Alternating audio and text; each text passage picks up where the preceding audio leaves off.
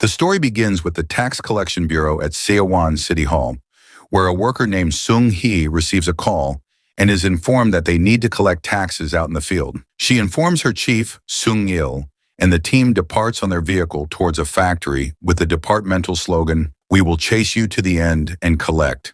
However, Sung-il and his team are met with an icy welcome when they arrive at the factory. The owner barges out, screaming that he's penniless, and the team disperses to try searching for something valuable, but fails in front of the rowdy factory workers. Having to go out into the field to collect taxes in person is all part of the job description for Sung-il, where each and every day follows the same routine. Wake up, eat breakfast, go to work, get beaten up, be cursed at, or be driven out by angry residents, and go home. But all of his hard work is to support his family, who are all asleep when he returns home. Sung-il loves his family a lot and is ready to bear the monotonous routine for the rest of his life for the sake of his family. The following day, Sung-il sits through an uncomfortable meeting over lunch with his boss, Commissioner An, who reminds him of how severely his team, Team 3, is underperforming this year in collecting taxes. His boss says that he should work harder to make up the country's $20 billion tax deficit. So Sung-il is back at his desk when Sung-hee comes with the file on the person who owes the most taxes on their list. That person is Ma Jin-seok, who, despite all previous efforts to place him on the blacklist and freeze his assets, still leads a life of luxury and resides in a penthouse apartment. So Sung-il tells his team that they'll be paying Ma Jin-seok a visit today. After that, he gets pulled aside by a fellow team leader who asks him to borrow some money. He can hardly believe it when he hears the man had been scammed recently, along with some other employees. After that, the team leaves for the raid on Ma Jin-seok's apartment. Meanwhile, to bad luck for our team, Ma Jin-seok is already tipped off about the tax collector's arrival. He orders the building security to stall them in the lobby, while having his wife hide away the valuables throughout the house. After some time, Sung-il and his team reach downstairs from the building, where the guards are already waiting for them. They exchange a look, then try to push their way through, but are stopped by the guards. In the struggle, Sung-hee reaches in for a guard's access card and then runs inside alone. She makes herself look presentable on the elevator ride upstairs, and the lady of the house reluctantly lets her in. She is Ma Jin-seok's ex-wife. Sung-hee notes how the couple still lives under one roof despite being divorced. She then reads out that her ex-husband currently owes 5.77 billion won in local and federal taxes. That's when the others arrive, and the team starts searching the place from top to bottom, discovering gold bars, luxury brand items, and cash under the cushions and mattress, inside the appliances, and every other nook and cranny. Meanwhile, Ma Jin-seok also arrives there, while the team is busy assessing all the valuables. He throws his ex-wife's phone into an expensive vase angrily for not picking up his call, and then points out to the team that it's illegal to search someone's home after sunset. Right then, Ma Jin-seok catches the housekeeper delivering water to the tax collectors and uses her to make a point about how people are easily influenced by money. He promises her to increase her salary if she can drink the whole bottle of water without stopping, reminding her of her poor children. When the housekeeper opens the bottle and starts drinking from it, Sung-il asks Ma Jin-seok to stop her because he has proven his point. However, Ma Jin-seok insults the team by throwing the cash in their faces. He even insults Sung-il by calling him a beggar, and the others have to hold the men back from physically tearing into one another. When Jin-seok chucks his wallet at Sung-il's face, Sung-hee steps in, but Ma Jin-seok pushes her to the ground. That move pushes Sung-il over the edge, and he slaps Ma Jin-seok in front of everyone. The following day, Sung-il's boss learns about the incident, so Sung-il is promptly escorted to the mayor's office, where he has to apologize for his behavior. There, Sung-il is told that he'll be facing disciplinary action. After that, Sung-il returns to his desk, where he drinks from a bottle of soju stashed in his drawer. Sung-hee is still at the office and sighs upon hearing the news about disciplinary action. She offers to share the responsibility among the team so that their team leader avoids suspension. But Sung-il leaves the office without saying anything. At night, Sung-il is walking home with his daughter when a passing car drenched them with water. The car's owner is none other than Ma Jin-seok, who sarcastically apologizes to Sung-il's daughter. Then he takes out a few bills to pay for the dry cleaning. Before leaving, Ma Jin-seok makes a final comment, saying that Sung-il can't afford a car for his daughter while he can. Sung-il couldn't sleep that night. His mind was still fixated on the idea of a car. His suggestion about getting a car is flatly turned down by his wife, but then he gets up to search his options online. Even buying a used car is too expensive, so he writes a post on a community forum about acquiring a car for all the money he has. 5 million won. In the morning, Sung-il gets a call from a potential seller inquiring about his post. The male voice politely explained that he needed to sell his vehicle in a hurry so he could bring down his usual price to work with Sung-il's offer. When Sung-il discusses the matter at the office, his team members convince him that it's a fair deal if he checks out the vehicle himself. He calls the seller back, but the seller says something came up, so he can't come for a meeting. Still, the seller has sent someone else to meet him. After some time, Sung-il finds the car on the lot, which was brought by the seller's friend. Pleased by closer inspection, Sung-il calls the seller to buy the car the same day. The seller replies that his friend has all the necessary paperwork, and Sung-il can wire the money to him directly. Sung-il contemplates that for a few moments, but then agrees. He sends the money through an ATM and then tries calling the seller again. But no one picks up this time. Realizing that he's just been conned, he runs back to the lot, where he stops the car to ask about the seller. But that man in the car says he doesn't have such a friend and that this car belongs to him. Just then, Sung-il gets a call from the seller, who is withdrawing the money in cash as they speak. The caller says Sung-il shouldn't have sent money to someone he had never even met. At this point, the caller is revealed to be a young man named Yang Jung-do. Recently, he was released from prison. He's given the keys to a fancy car once he exits the prison gates. There is a notebook and a bunch of cell phones already present in the car. Jung-do takes out the notebook and uses one of his many phones to call up his target, who is Sung-il's colleague. He pretends to be a bank employee offering a special promotion to his loan inquiry, which turns out to be a ploy ordered by Jung-do's ex-prison colleague. Section Chief Kang readily gives his personal information, and Jung-do uses that information to steal his money. He heads to the club, where he smiles at a pretty lady dancing. This is Ju Mi-ju, who seems to recognize him, and though he's happy to see her, she greets him with a slap across the cheek. Meanwhile, Sung-il is told that it would be virtually impossible to get his money back. He throws down the last 2 bills he has left, only to come back and retrieve them moments later. After that, Sung-il looks out into the lot in despair as Jung-do walks right up to him and asks if he has a lighter to burn his cigarette. The following day, Sung-il meets his detective friend, Park Daeok-bae, and narrates the whole scene that happened to him. Daeok-bae wonders if it could be the same guy who recently scammed several of Sung-il's co-workers. He offers to catch the guy as a favor to his friend and starts by getting the number Sung-il has for his scammer. Meanwhile, Jung-do visits his father, who happens to be in prison and whom he hasn't seen in 9 years. His father is completely unresponsive to Jung-do's caring questions, and he even leaves without uttering a single word from his mouth. Later, Jung-do gets a call and meets with Jae-sung, an undercover cop who is his father's close friend. Jae-sung asks what Jung-do is up to now that he's out of jail. Jung-do is vague, just saying that he's got something to finish up, and Jae-sung warns him not to keep in touch with any of his inmate friends. He tells Jung-do that he won't let him go if he catches Jung-do committing crimes again. The following day, when Sung-il is at work, a former co-worker comes in looking like a big businessman. Having heard that Sung-il punched the wealthy tax evader Ma Jin-seok, he's here to take Sung-il to lunch and offer advice. He says that Sung-il is like a worker ant who attacks the queen ant, trying to get the big payout when he could just go after the people who make less money. Sung-il doesn't agree with the man's take on how society should work, with the worker ants doing all the heavy lifting, while the queen ants, the rich people, are allowed to do what they want because they stimulate the economy. But he forgets all about that when he's led into a private dining room to find Ma Jin-seok waiting for them. Sung-il sits down reluctantly, but it gets worse as Jin-seok slides him the key to a new car. This is an obvious bribe to get Sung-il to let Jin-seok off the hook for his taxes. As both men watch him expectantly, Sung-il begins to laugh. He asks his old co-worker if Jin-seok is supposed to be one of those queen ants he was talking about. He rejects the offer and leaves the room immediately. His former co-worker chases him down, but Sung-il says this isn't right. He has no reason to eat with a man who has so much and doesn't pay his taxes. The other man urges him to just stay a little while, get a car out of the deal, and then let this whole thing go. But Sung-il doesn't agree with him at all and leaves immediately. Right then, he gets a call from his cop buddy Daeok-bae, who leads him to a room where a man tells him that the number Daeok-bae gave him was a burner phone registered under a foreigner's name. They gave Sung-il the address of the burner phone provider to look into. So he's taken to a filthy basement where scary-looking men are butchering meat with sharp tools. He tries to lie to their leader that he's a detective investigating a fraud case, but he's not fooling anyone.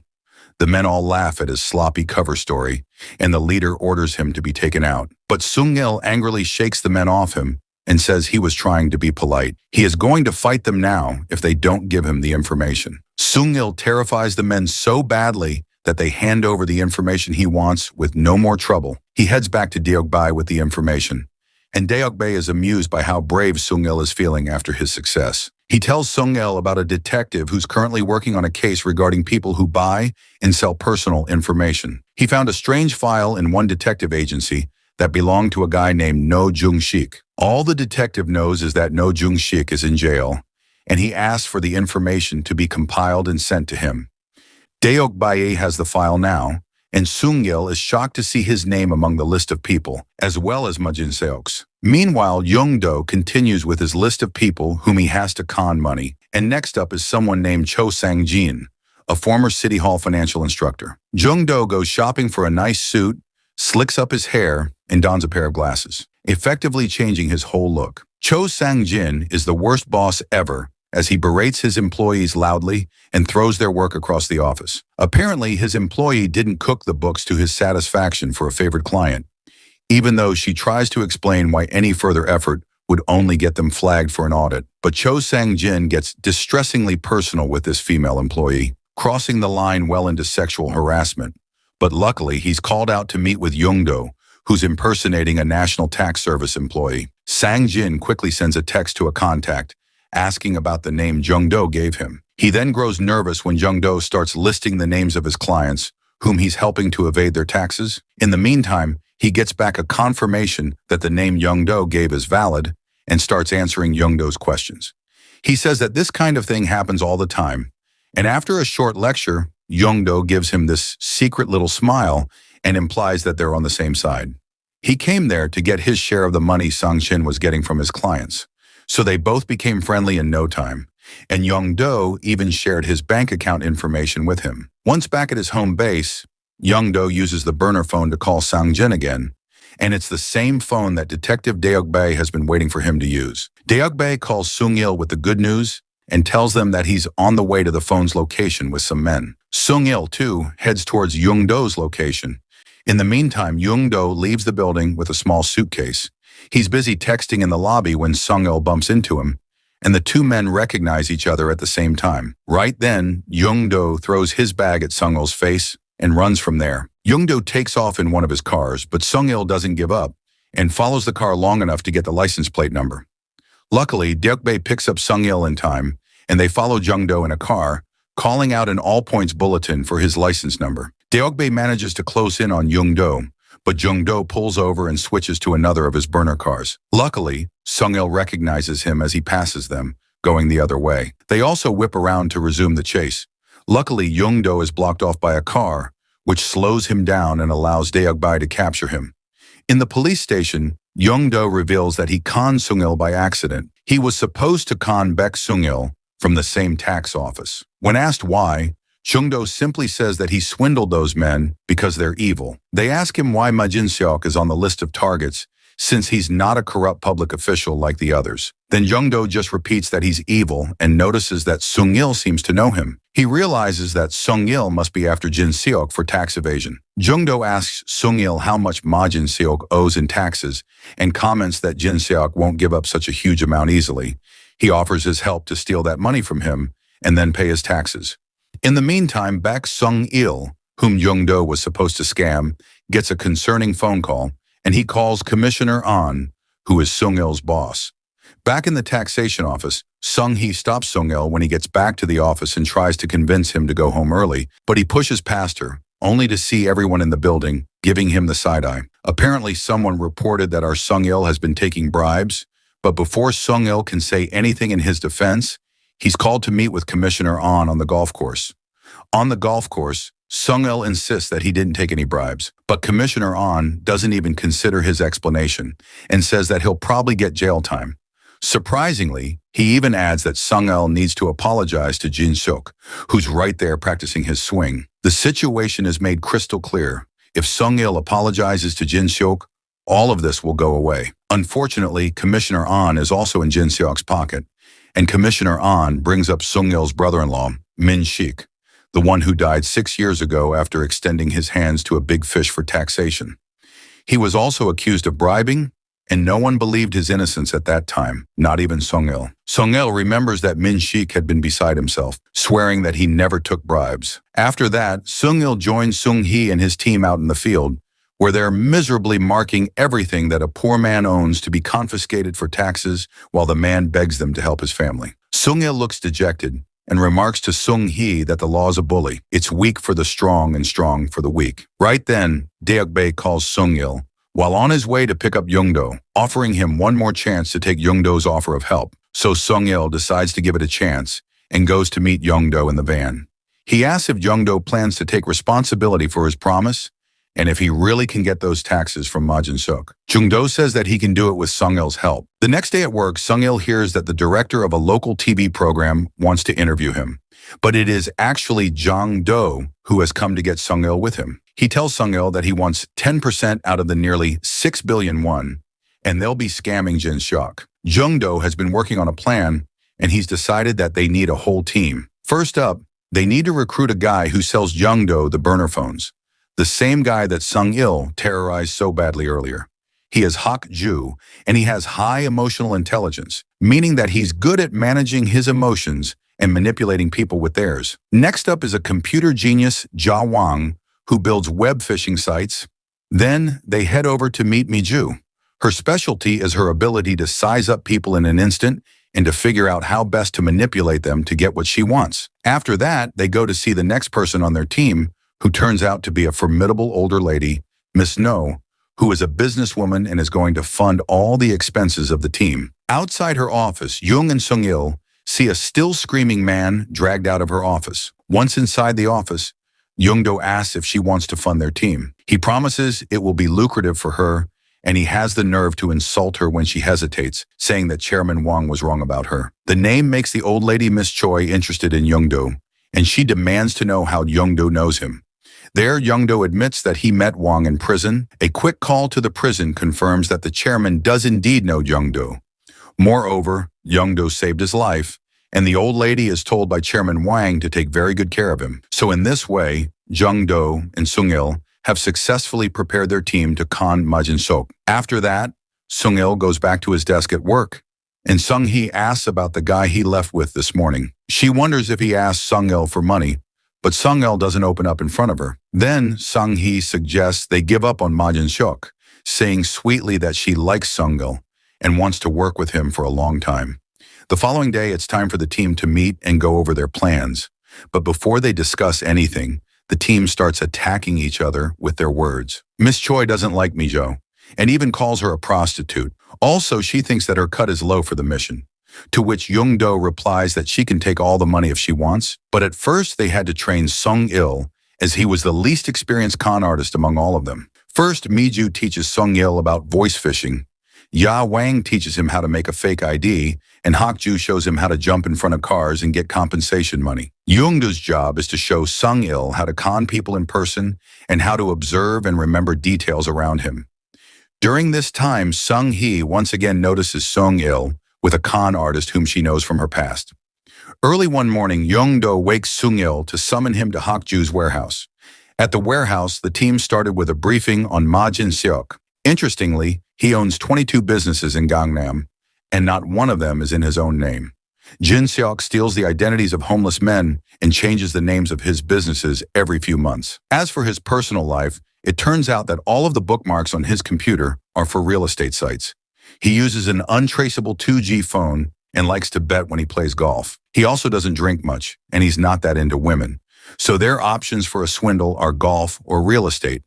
But Jin-seok has a pet shark real estate agent that won't be easy to get past, so Young-do figures they'll have to get the shark on their side by conning him naturally. Meanwhile, Sung-hee follows Sung-il all the way to the warehouse and walks right into the middle of the meeting. Her smile freezes when she and Young-do notice each other. After a moment, she tells Sung-il it's time to leave, assuming he's the one being swindled. Sung-il mutters that he knows it's a swindle, but it's not what she thinks, and he leads her outside to talk. Outside, Sung-il tells Sung-hee that he knows all about Young-do and that he's here planning something with these people. Frustrated by the response from her boss, Sung-hee tells him that if he loves his wife and daughter, He won't do whatever he's planning with Young-do. Then in a flashback, we see Young-do and Sung-hee at a restaurant where the girl is in tears because Young-do has just said that he doesn't love her. Young-do says that he approached her to swindle her. He only dated her to take her money. He insists that nothing he did had any feeling behind it, and he was simply deceiving her. Sung-hee holds herself together until Young-do leaves, then gives in to her tears. Back to the present, at night, as Young-do is working at his place, he runs across some old photos of himself and Sung-hee. His expression goes soft and he smiles. But he freezes up again, and he quickly shuts the suitcase. The following day, Sung-il calls Young-do to say that they should work out their plan for the day. So Young-do calls Mi-ju to tell her to proceed, and we see that she's gotten a job as the secretary to Jin-seok's pet shark real estate agent, Mr. No. Some fancy hacking by Ja Wang has Mr. No's phone blowing up with texts, notifying him that someone is withdrawing money from his account, 101 at a time. Seeing this, Mr. No calls the number that's texting him, which of course gets him Hak-ju and not his bank, as he thinks. Posing as a bank executive, Hak-ju advises Mr. No to take all the money from that account and take it home for safekeeping. He says the bank will send someone over and ask Mr. No to do exactly as they say. He gets his money and heads home, where a suited-up Young-do soon rings his doorbell. The first thing Young-do asks is if Mr. No has other accounts and how much money is in them, and he tells Mr. No to withdraw every penny he has. Mr. No leaves Young-do alone with a bag of cash to rush straight to the bank. While he's out, Sung-il shows up at his house ready for his first swindle. Unfortunately, Sung-hee is following him again, and she calls the police to report a fraud in progress. Meanwhile, Mr. No comes back with the money withdrawn from all his bank accounts, and Young-do sits him down to sign some papers, vaguely blaming information leaks on this age of smartphones. Right then, Sung-il knocks on the front door and introduces himself as a police officer to Mr. No. He asks Mr. No to come to the police station for an investigation into his voice phishing complaint. Mr. No denies making any calls to the police. Young-do manages the situation and suggests that maybe someone from Mr. No's office made the call. He tells Mr. No that it's a small formality and begins to lead him out the door when Sung-hee walks in. She tells Sung-il to leave immediately if he doesn't want to be arrested by the police and informs Mr. No that they are conmen. However, the cops had already arrived at the doorstep. They ask everyone involved to come to the police station, despite Mr. No's protests that he's left a lot of money unguarded in the house. At the station, the cops ask Sung-hee and Mr. No to wait to have their statements taken and lead the two con artists away. As they walk down the hallway, the scene cuts to Mr. No's house, where Hak-ju enters and puts all the money in one bag. Back at the station, in the waiting area, Sung-hee suddenly realizes that the cops used her name and Mr. No's name, even though she hadn't told them what it was. In the meantime, Sung-il and Young-do are escorted through a long hallway all the way to the back door. Jung-do smiles and tells the cops that he'll buy them drinks. Meanwhile, Sung-hee runs through the station, looking for the two, and just misses them in the parking lot as Miss No and her henchwoman drive them away. The following day, the gang meets Mr. No and puts down their terms.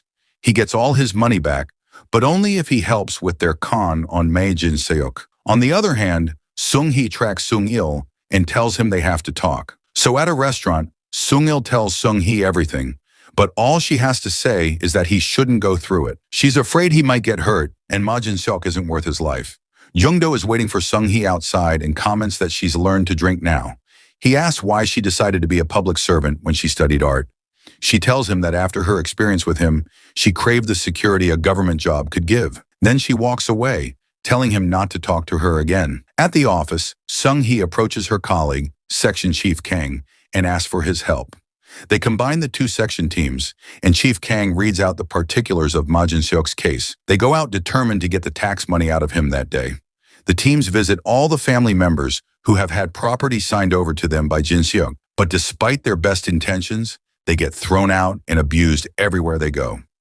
Back in their secret place, Young-do lays out his plan to entrap Jin-seok. He points to an area on a map and tells the team that they will be selling 16 acres of land worth about $240,000 to Jin-seok. This land, he explains, hasn't decreased in value in over 500 years.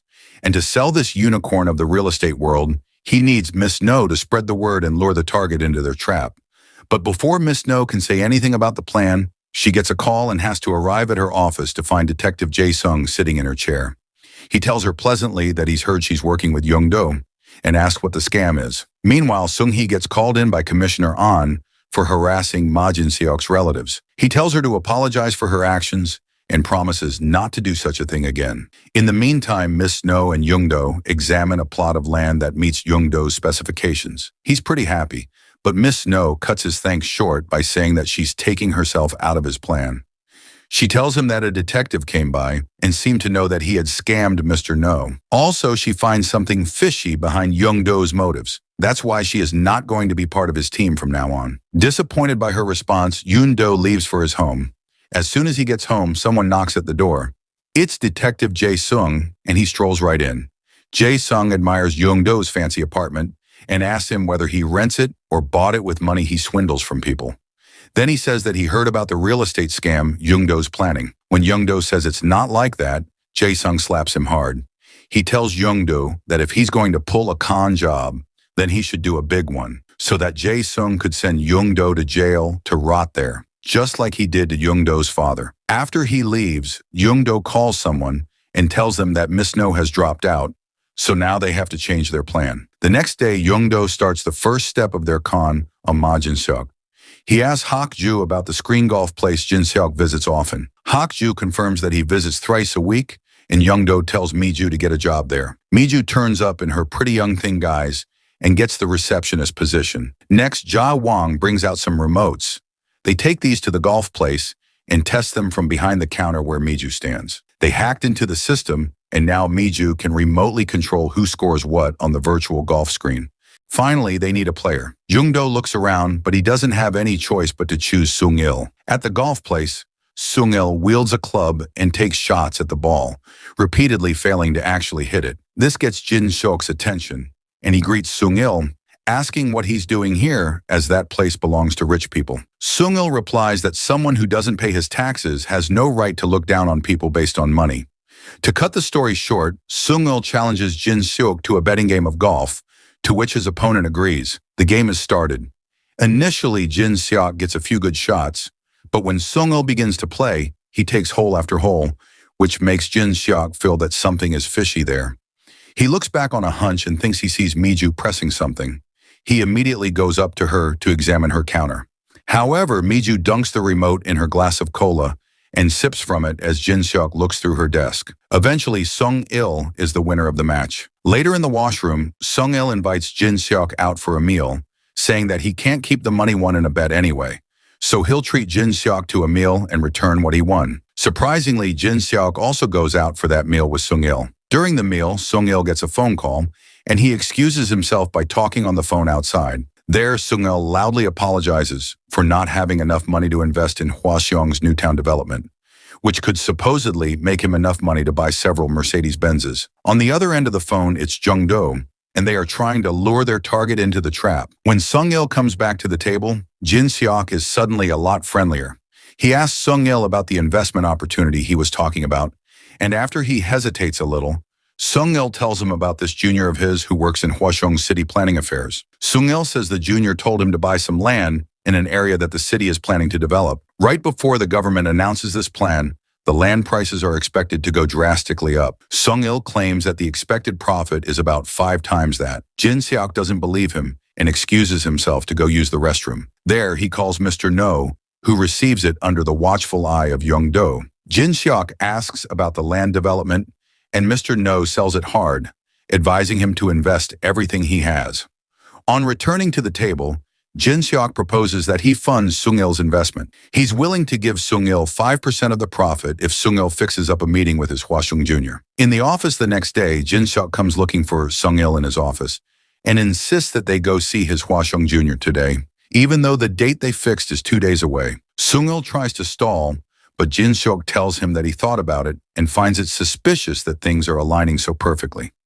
It's his tactic to judge if the person is real or not. When none of Sung-il's excuses work, they get in the car, and Sung-il calls up his junior, telling him that he is coming to Hwaseong with Jin-seok to meet him today. On the other end of the phone, half asleep, Jung-do tells him not to joke around. But when Sung-il repeatedly says that they are coming to meet him today, he quickly wakes up. Getting the seriousness of the situation, Jung-do frantically gets into his car and drives for Hwaseong in a desperate attempt to somehow get there before Sung-il and Jin-seok. But in his haste, Jung-do meets with an accident on the road. Jung-do painfully raises his bloodied head, and his thoughts flash back to the first time he saw Sung-hee. She had come to inquire about a part-time job at an office, and Jung-do had been struck dumb at the sight of her. Back to the present, Jung-do gets out of the car, limping and doubling over in pain. He tells a concerned bystander to take care of the truck driver, who is also hurt. Then he gets into another car and resumes his race against time. He also texts Sung-il and asks him to stall for a little while so he can catch up. Sung-il uses the bathroom excuse to get Jin-seok to stop for a few moments. There he calls Deok-bai to ask him for help. Back in the car, Jin-seok starts driving again towards their destination. Meanwhile, Deok-bai made a police call to Jin-seok's car. He orders all traffic cops on the expressway to look out for and stop the stolen car. After some time, a traffic cop pulls Jin-seok over to check his driver's license. Finally, Deok-bai's car pulls up beside them. Sung-il keeps an eye out, and once Jung-do passes them on the road, Deok-bai makes a fake call to the traffic control room. He discovers that there was a mix-up with the license plate reported, so he apologizes to Jin-seok and lets him go. Meanwhile, Jung-do reached the location and walked through the Hwaseong City Council building. He confidently walks by the cubicles of the team under the section chief, noting names and the items on their desks. He stops behind Section Chief Kim's desk and looks around the startled group. Before they can ask who he is, he begins to address them like a supervisor. This is when Jin-seok and Sung-il walk in through the department door. Jung-do walks forward and greets them, looking annoyed at their unscheduled visit. They decide to speak about their deal away from prying eyes and part ways to meet outside. Then Jung-do escorts them to the site of the new development and explains to Jin-seok which sections would be under his own supervision. Jin-seok listens but is more interested in whether Jung-do can guarantee him 5 times the profit that Jin-seok has been promised. At this, Jung-do acts out as an annoyed civil servant who has no time for hesitant investors, while Sung-il plays to calm his junior down so he doesn't alienate Ma Jin-seok. Seeing this, Jin-seok laughs and says he likes that Jung-do is hot-tempered and decisive. He asked how much he should invest, and Jung-do say about $4 million, which would turn into $20 million. Jin-seok agrees with Sung-il that it sounds good.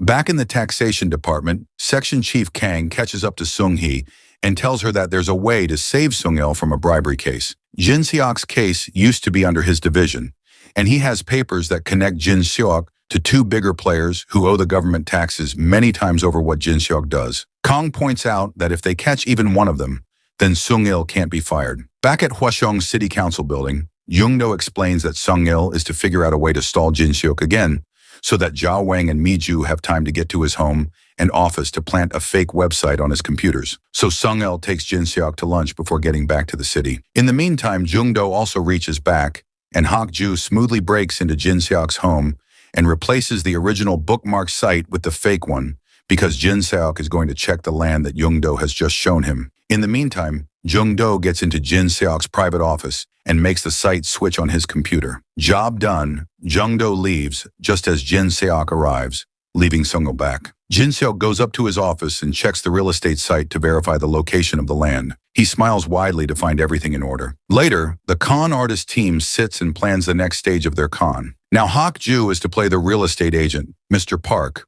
whom Section Chief Kim will use to buy the land for Jin-seok. However, Detective Jae-sung is closely watching all these plans of the con artists. That evening, Sung-il goes to his office to pack up, and Sung-hee comes over to convince him to fight for his job. Sung-il tells her that no matter the committee's decision, he no longer wants to stoop low just to keep his pension. It makes him feel pathetic. Seeing this, Sung-hee rings up Section Chief Kang. She tells him that she's ready to do what he said. Sung-il goes home that night to find Jae-sung waiting for him. The next morning, Jae-sung arrives at Jung-do's apartment and tells him to take a seat. Jae-sung had gone around the night before and arrested Hak-ju, Jia Wang, Mi-ju, and even Sung-il. Now Jae-sung shows the land contract papers to Jung-do. He tells Jung-do that Ma Jin-seok's real estate consultant, Mr. No, told him everything about the scam Jung-do was carrying out on Ma Jin-seok. Jung-do doesn't deny it anymore, but points out that since no money has exchanged hands, he can't arrest any of them for fraud. Jae-sung says that he plans to let Jung-do's gang go after 48 hours because he isn't interested in nailing them. He points out that Jung-do will now have to personally go and get the contract signed by Jin-seok. The moment he does it, Jae-sung will arrest him for fraud. Seeing this situation, Jung-do takes it as a challenge and agrees to go to Jin Seok for the signatures. He asks Jae-sung to try his best to catch him, and Young-do will try his best to run away. The following day, Young-do makes his way out of his building, shadowed all the while by police. Jae-sung instructs his officers to arrest Young-do as soon as the contract is signed. Young-do knows he's being tailed. He slows to check out what's going on behind him. Suddenly, he breaks into a sudden, wild sprint, and the cops give chase. After some time, he screams with frustration as Jae-sung's car catches up to Young-do from all sides. But just as it seems like it's all over, a black car screeches up, and the window rolls down to reveal Madame No's face. In a moment, Young-do leaps into her car, and they flee. Seeing this, Jae-sung orders his team to continue the chase, but they cannot tail them when some identical vehicles come alongside Miss No's car. Surprisingly, Jae-sung gets arrested for making a crime scene in the jurisdiction of some other police department. In the police station, the henchwoman of Miss No reaches out to get Sung-il and the other team out of detention.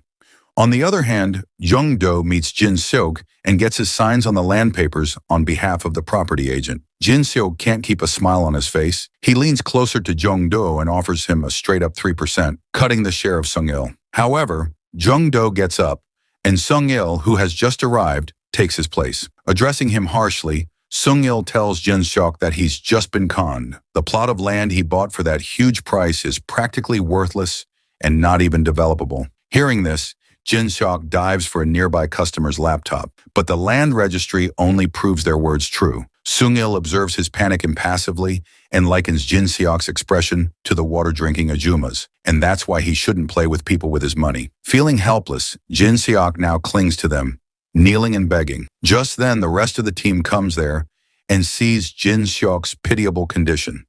Then, Sung-il declares Jin Seok's taxes paid off and all his arrears cleared. At City Hall, the news about Ma Jin Seok paying his taxes spreads until it reaches Commissioner An, who's in a meeting with Mayor Chun.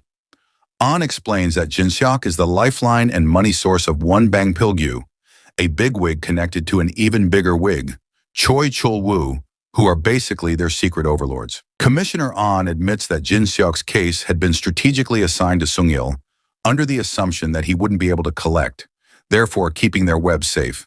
But if either of those three are threatened, the sword would then be pointed at the two of them. At the same time, Sung-hee briefs her task force on their next target, Bang Pilgyu. He's the former CEO of the Wuyang development. She tells the team plainly that it's to save their chief Sung-il that they are attacking such a big fish. A quick flashback shows Chief Kang telling Sung-hee that if they expose Bang's tax evasion and lavish lifestyle in front of TV cameras, public sentiment will force the tax bureau to act. The whole team gets into vans and Sung-hee instructs them to search for a safe that is locked in a secret room. She also tells them to play up to the cameras by staging scenarios like going for the wife's luxury goods, so they can get a shot of her fighting with them for her precious items.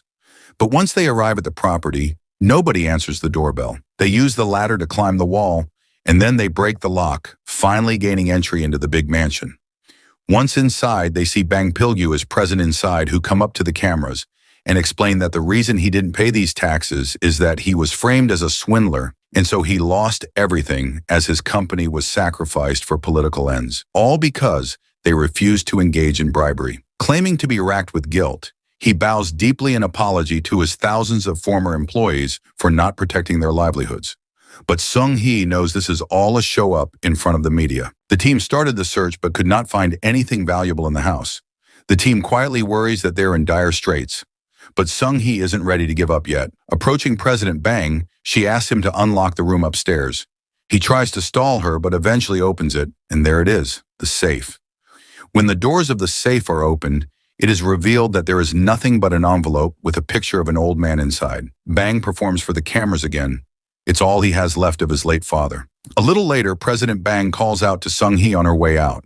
He asks her if she came here to put on a show or to actually collect taxes. If it's the latter, she's in for trouble. However, Sung-hee tells him that she is there for work. Back at City Hall, Sung-hee also finds out that Jin Seok's back taxes have been cleared, and she's shocked. Leaving the office, she suddenly encounters Young-do. She immediately understands the situation in that Young-do's team scammed Jin Seok's taxes out of him.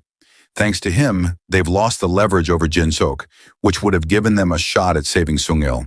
But Young-do knows nothing about the disciplinary action. She congratulates him for saving himself from prison, but it was at her chief's expense. Then she marches away, leaving him troubled. At home, Sung-il prepares a memorial meal for his brother-in-law who killed himself. When he is at the dinner table with his family, the doorbell rings, and it is Young-do who has come to meet Sung-il. They enjoy dinner together. Later, the men go out for drinks, and Young-do asks about the person in the funeral portrait. Sung-il tells him about the self-harm act 6 years ago, and how his brother-in-law had been slammed with a bribery charge. He's full of regret for not believing in him then. Sung-il tells him that they had gone after Chairman Choi Chul-woo because he had the biggest arrears in the district, but he changed everything with just one call.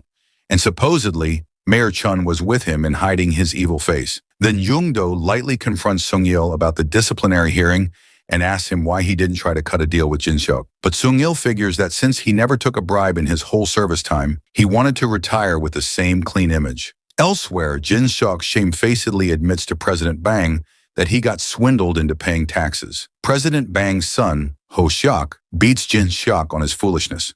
When he gets that President Bang is going to kick him out of his group, Jin-seok grabs his leg and starts begging to give him one more chance. On the other hand, our con artists have arranged a meeting again, and the wall is covered in posters of Sung-il's division's tax defaulters. They are going to make 300 people pay their taxes to save Sung-il's job. The con artists use all of their tactics one by one to swindle the tax defaulters. They smash in front of their cars and then demand the settlement money or swipe away their cars. They lure them to use their credit cards in their machines and scam money out of their bank accounts. Within days, they clear out all of the 300 people from their taxes. The tax bureau is buzzing, phones ringing off the hook with calls from defaulters now wanting to pay. At one night, the con artists meet at a restaurant to greet each other for the last time. As the mission is completed, they are now going on their separate paths. The next morning, Sung-il reaches his office and finds out that he still has a hearing on the coming day. So Commissioner An asks him to dress properly for that hearing. There he also learns that his team went after Bang Pil-gyu in his absence. Sung-il is angry with Section Chief Kang for going to President Bang's home without telling him. Now they have a bigger problem facing straight into their eyes. Meanwhile, Sung-hee made a deal with Mayor Chun that she would apologize to President Bang, but in return, the hearing of her chief, Sung-il, should be canceled. Mayor Chun agrees with the terms and Sung-hee returns to her office. Later, Sung-hee drives Sung-il back home and says that this time they will catch President Bang without the help of the con man. Meanwhile, Commissioner An is meeting with the man who reported Sung-il's corruption on the phone. But it turns out no one other than our Young-do, who now claims that it was just a prank call. After that, Young-do visits Detective Jae-sung in prison, who is sentenced for taking bribes. But Young-do reveals that Jae-sung is innocent, and it was Young-do who framed the ex-detective in the case using the real estate agent Mr. No. Young-do reveals that he is doing all this because the detective had earlier framed his father in a bribery case, though he was innocent. Now one is down from his revenge list, and 2 remain. In the meantime, Chief Kang has gone to meet an informant at a subway station, but that informant is very nervous and demanding to meet Sung-hee. He has a package in his hands full of money, which is actually used to frame the tax officers because a man is taking pictures of them from a distance. By the time Sung-hee reached the venue, the reality of the meeting was exposed, and one of their colleagues was running behind the cameraman. Unfortunately, that colleague ended up in the hospital. After some time, Sung-il comes to know about this setup, and he quickly understands that it was done by President Bang because of the similarity with the case of his brother-in-law. Surprisingly, the man who attacked the taxation officer has also surrendered himself. When Sung-il goes to see that man, it turns out to be Jin-seok, who is actually saving President Bang's son. Because it was actually President Bang's son who had beaten the taxation officer, Jin-seok is taking his place now to get back his image in the eyes of President Bang. Outside, Sung-il receives a call from Section Chief Kang, who is leaving his job due to this incident and taking on all the responsibility. Also, the colleague who was in the hospital is no longer there. So Sung-il gets sad after all the circumstances that have turned up in front of him. He has no other choice but to go back for someone's help. That's why he reaches the door of Young-do and asks him to do one more job together. And this time, their target is President Bang. Young-do lets Sung-il in his house and then contacts his team members, who are more than ready to work with Young-do again. In the meantime, President Bang is meeting with the mayor and threatening him that someone would have to die like a taxation officer died 6 years ago if the officers kept coming to his house. By the next day, the team of con artists had again gathered at their secret place. This time, they are going to swindle the children of President Bang. However, the problem is that the children are not very social and spend most of their time in the house. The son, Bang Ho Seok, spends his time playing board games with his friends, while the daughter, Bang Mina, leaves her home twice a week to look around at artifacts and antiques. So Miju is tasked to get a job in the company of Hoshuk and grabs his attention to her. Miju starts the job and sells 30 units of their products within the first day. She continues selling more and more products using Miss No's money, which her supervisor gets her noticed. She informs Ho Seok about this new employee who has been making wonders from the start of her job. In the passing days, her sales have gone up further, while Young Do donates all those products to the poor older people of the town. After making record sales, Miju is now deputy head of UN Communications. So Miju invites Hoshuk out for a meal. There, as directed by Young-do, Miju then tells Bang Hoshuk about a man with a large business in China for whom she sold all the products. She also says that her benefactor will need another large order soon, since he's holding a conference. So the other day, Ho Seok and Miju take a car to the convention, while Hak-ju directs a hall full of hired actors on how to react to Jung-do's speech. After some time, Ho Seok enters a hall full of excited people who clap very hard when Young-do comes on stage. Young-do, playing the rich Chinese businessman, speaks with flair and riles up the crowd until even Ho Seok is lit up with the energy in the room. Young-do talks about the antiques that get dug up in China every day, and his company brings such treasures into this country for trade. He promises that investment in his company will give back twice the amount invested money in just 2 months and 5 times their investment in 5 months. On the other hand, Sung-il, Jawang, and Madame No have the task of baiting Bang Mina. When Mina comes into the store, she's greeted by Madame No, who is posing as the store owner. Then Madame No shows Mina a ceramic vase and begins to describe the process by which the vase gets its color. Mina examines the vase and finds a piece of a price sticker at the bottom and dryly remarks that this isn't as old as Madame No had claimed. In the meantime, Ho Seok meets Jung-do, who explains his business model. Ho Seok listens with calm as Jung-do claims to return a 1,000% profit in 1 year. Ho Seok asks him to meet for lunch the next day, and Jung-do calls his assistant, played by Hak-ju, to set the time of the meeting in his schedule. Moments later, some men, along with Sung-il, come into Madame No's shop and claim to be from the Ministry of Culture. They arrest Madame No for selling fake artifacts, and Sung-il acts to be a great artist who can differentiate between fake and real art pieces. He hands over his card to Min-ah and asks her to be cautious of the fake artifact sellers. The following day, after meeting with Commissioner An, when Sung-il heads towards the secret place of the con artists, Commissioner An gives him a chase. Luckily, Sung-hee notices him and already informs Young-do, who wipes out all the evidence of the con from that place. But when Sung-il reaches the secret place's door, he is escorted by a detective to the prison to meet with Jae-sang. There, Jae-sang cautions Sung-il that Yoon-do is a con artist and he is not going to con Sung-il. He claims that Yoon-do is behind the 50 million won by President Bang. After getting that money, he will con Sung-il and run with the treasure. Jae-sang gives Sung-il a recorder to gather evidence against Young-do so that he can use it against that con man. Meanwhile, Commissioner An inquires Sung-hee if she knows anything about the con being planned against President Bang. But Sung-hee doesn't reveal anything and goes to meet Young-do. She tells him that the commissioner and mayor both know about their plan and they should stop working out on swindling President Bang. During their conversation, Ho Seok happens to come there and sees both of them together.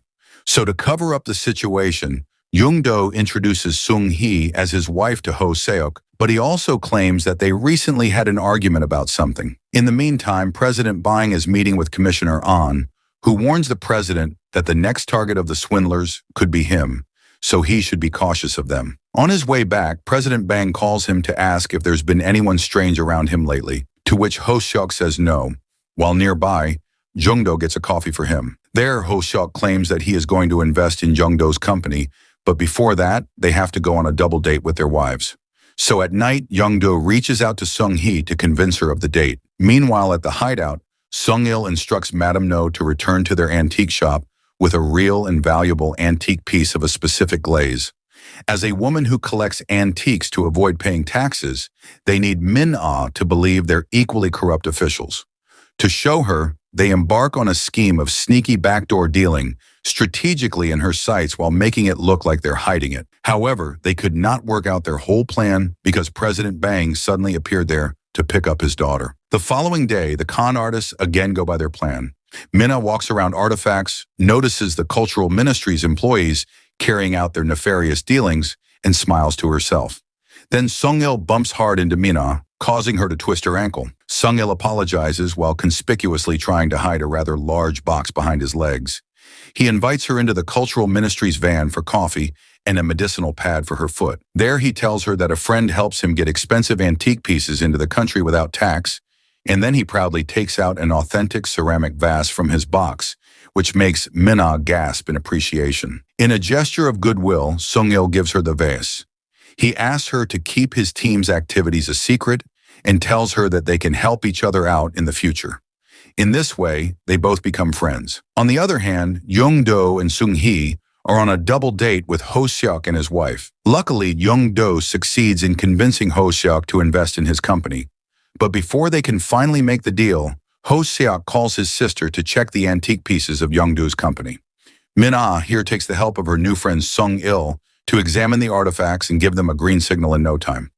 Later, Minna takes Sung-hee to show her 20 years of artifact collection. In the meantime, Mi-ju is approached by Jae-sang, who convinces her to act against Young-do's plan. She agrees and goes to tell the whole plan about the con to the Bang family. President Bang gets very angry at Ho-seok for falling into the scam and then calls for Young-do and Sung-hee to meet. But as soon as they come there, President Bang hands over them to the police. But as there was no transaction of money, the police could not hold both of them in prison for long. After coming out of the prison, they play out their actual plan. Sung-hee goes to meet Minna and tells her that the tax on her family is 50 million, which is now paid by selling her artifacts. Actually, Mi-ju went to confess everything to Bang's family according to a plan. Her real motive was to get access to the keys to the artifacts room, which is now completely empty. When Sung-il calls President Bang, he learns that Young-do is sitting with him, and now he has a change of mind. He tells Sung-hee that he is not going to use that money to pay the taxes of President Bang. Here it is revealed that Young-do is the son of Detective Yang, whom President Bang had imprisoned on false charges of bribery. Now Young-do is there to take revenge for his father. He calls Miss No, who drops off all of President Bang's money from a high-rise building. Young-do says that the money is going where it belongs and walks out. Later, the whole Bang family gets arrested by the police, and also Commissioner An is detained for helping the Bang family. And it all happened on the order of Chairman Choi to Mayor Chun. After some days, Sung-il finds out that Deok-bae is involved with Young-do. He knowingly introduced Young-do to Sung-il so that they both could work together against the big fishes of society. So now, when everything is back on track, Mayor Chun meets Sung-il and stops him from going any further. He asks him to do his job in the routine and never ever plan a con against someone else if he wants to save his life. However, Mayor Chun speaks the words of Chairman Choi clearly, as he was the most influential person in the city at the time. Meanwhile, Mi-ju informs Sung-hee that Young-do never conned her. He really loved her from his heart, but he had to go to jail. That's why he lied to Sung-hee that he was cheating on her, so that she would not be hurt all the time when he remained in prison. In the meantime, Deok-bae joins Young-do in his car and hands over the file of Chairman Choi, who is going to be Young-do's next target. Back in the taxation office, Commissioner An is packing his stuff after being fired from the department. In his last moments at his office, he urges Sung-il to get Chairman Choi's tax money, even if by trickery. He claims that it can happen only by severing the link between Choi and the mayor. After that, Sung-il is seen with Deok-bae again, who has brought Sung-il to meet Young-do one more time. Sung-il is still furious at Young-do for ruining the plan and throwing all the supposed taxation money into the air. So he starts beating Young-do there. After a long fight, when the anger cools down, they again become friends at the police station. There, Young-do hands over the book list of Chairman Choi's unpaid taxes to Sung-il. This time, they are going to swindle the son of Chairman Choi, whose name is Martin Kim. They plan to con him by faking an ammunition deal between the Defense Ministry and Martin Kim. So they get suited booted and start preying on their target. The deal was also closed within a few days, but it turned out that Chairman Choi didn't have a son. Mayor Chun tells Sung-il that it was all a setup arranged by Chairman Choi to capture the culprits who could swindle him. So Deok-bae and Young-do get arrested, and Sung-il is forced to give a statement against Young-do, which makes sure that Young-do gets in prison. Now, when Sung-hee comes to know that Young-do is indeed a good person and that he never wants to cheat on her, she goes to meet him in prison. She even tries to gather the team again to help Young-do out of this situation, but no one comes for help. Sung-il also seems to be changed because he spends most of his time in the office and doesn't even listen to a poor person's problem whose house is going to be demolished due to a redevelopment project of the city. One day, when Mayor Chun visits the site where people are protesting against demolishing their houses, a man on the orders of Chairman Choi throws eggs at the mayor, making him go away without saying anything. Chairman Choi is doing this to avoid any help reach the protesters as the redevelopment project is handling his company. Meanwhile, Young-do also gets the wind of this project, and he calls from the prison to assemble his team again to fight Chairman Choi this time. In a few days, he gets released from prison on parole and meets his team outside. They all gather back in the basement, where the team also increases in number, because Chairman Wang is also released from prison, and he is the most influential person in the city and a very good addition to Young-do's team this time to take down Chairman Choi. Also, Sung-il, who was just acting tough behind Young-do, has come back to the team. They start by searching all the businesses of Chairman Choi. It takes them a lot of time to assemble everything because there are more than 100 million unpaid taxes on the name of Chairman Choi alone. On the other hand, Chairman Choi is also prepared when he hears that all the con artists are back. He appoints the mayor to keep an eye on them, but the mayor himself wants to change the party as he can no longer be under Chairman Choi when he continues insulting him in the media too. Young-do also brought Jin Seok back to his own team this time. The plan is to have Jin Seok reek of riches and drive a director of Chairman Choi's company, Director Joe, wild with curiosity about where he got it when he's a ruined man and how he can get a piece for himself. Then Jin Seok would tell him about the loan fraud he is doing with the bank and take his money out of his pocket. Their next target is President Cha of Chairman Choi's company. Mi-ju lures him into her trap and kidnaps him. In the basement, the team tortures President Cha and pretends that they are doing this on the orders of Chairman Choi because President Cha has conned his money. Sung-il waves a document at Cha that shows he stole 50 million won from the chairman. After threatening him a lot, the team leaves President Cha to go on his way. The following day, An calls Chairman Choi, telling him that he has learned from his resources that the swindlers are going to use the loan fraud tactic on him. An has also joined hands with Chairman Choi to get himself a handsome amount of money in return. At night, to the surprise of Sung-il, Chairman Choi himself has come to the secret place of the con artists. He also checked the team files, which were lying on the table. Still, Young-do maintains his confident posture and doesn't show any discomfort to him.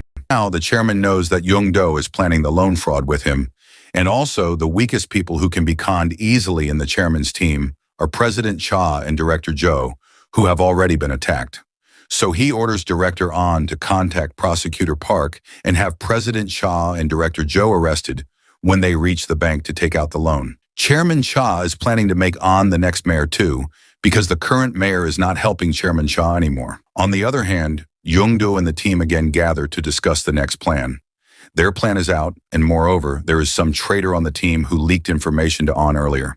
So they are worried about that traitor too. In the meantime, we see the traitor is actually Hak-ju, who had earlier handed over a file to An and is now meeting with him again. Hak-ju tells An that the plan has not changed, and Young-do is going with the same loan fraud plan to con Chairman Choi. In the meantime, Director Joe waits impatiently for his assistant to come back with the ledger holding Chairman Choi's company's profits. He is going to use this ledger in the bank to get loans, as instructed by Jin Seok. So he calls President Cha as soon as he gets it and heads out to meet him. Meanwhile, Ma Jin-seok heads out to meet Director Joe to visit the first bank together. On his way, Jin-seok calls Detective Jae-sung and updates him on the plan, which is to get $5 million each from Chairman Choi by tipping him off to Young-do's con. They have this plan of their own. An waits with Hak-ju outside the cafe where President Cha and Director Joe meet. An tells Hak-ju to take the ledger and go straight to Chairman Choi. Jin-seok meets the men at the cafe, and they move to start visiting banks with their documents. As they head out, Prosecutor Park arrives with the police and has all of them, Jin Seok, Director Joe, and President Cha, arrested. He hands the ledger over to An, who in turn gives it to Hak-ju. In the meantime, Sung-il, Jung-do, and Mi-ju wait at the hideout, tense for any news. As Hak-ju drives to Chairman Choi with the ledger, we flash back to the meeting before, When Sung-il asks if anyone wants to speak up about the traitor, this is the time. There, Hak-ju admits that it's him who is the traitor. He confesses to handing evidence to An, and he does this to take revenge on Young-do, who had earlier wasted all the money of President Bang. Softly, Young-do apologizes to Hak-ju and thanks him for telling the truth. Because of this, Hak-ju is back on their team. Back in the present, Hak-ju reaches back to Jawang's hideout to hand over the file to the team. But he sees that An is present there on the chair, and Jawang is lying on the floor injured.